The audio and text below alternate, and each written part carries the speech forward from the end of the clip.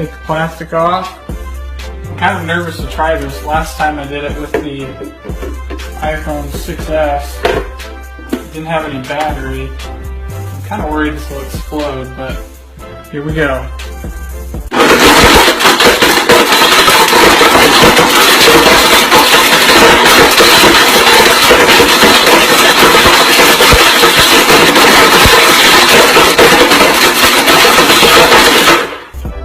So it's pretty beat up, but you can see the shell right there.